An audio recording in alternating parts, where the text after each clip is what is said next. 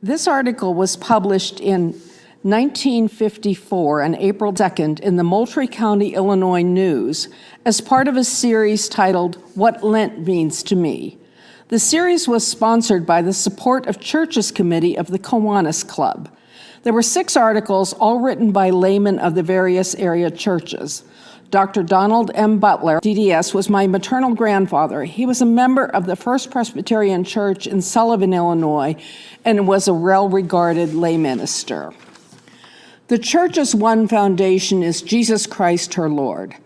I like that old hymn, for it expresses a belief that is common to all who call themselves Christian, whether they be members of the Orthodox, Catholic, or Protestant church.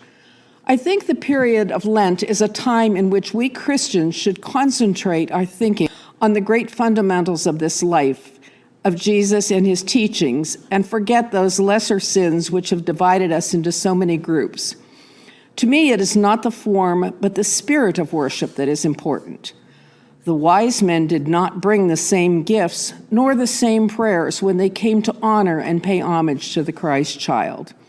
So too do we differ in our gifts and our forms of worship, but let us at the same time remember that we all worship at the foot of the same cross, and let us not be intolerant of any whose form of worship is different from ours.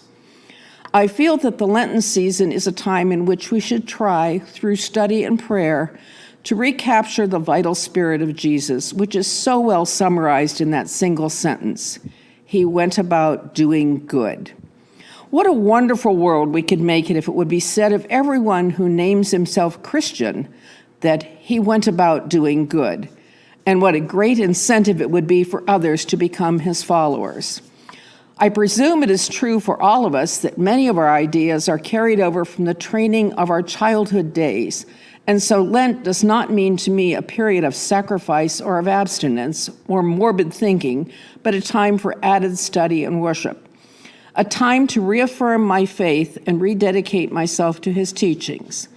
I do not believe that Jesus would have me dwell at length on the details of his suffering and his death. I think he would want me to remember him as he went about doing good, healing the sick, feeding the hungry, comforting the sorrowing, visiting the lonely, as one who loved much and worked hard to spread cheer and goodwill and peace. At the time of his birth, the angel said, I bring you great tidings of great joy, which shall be to all peoples. And Jesus so often said to those about him, be of good cheer. So it is my belief that those who follow him should be joyous in their worship, even as they are at work and in their homes. As a final thought, I would say that to me, Lent is a time for serious spiritual reflection, a time to reaffirm our faith and rededicate ourselves to his way of life, a time for remembering.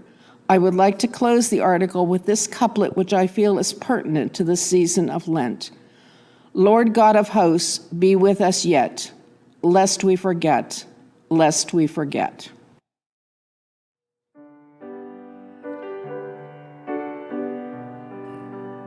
Amazing grace, how sweet the sound that saved a wretch like me.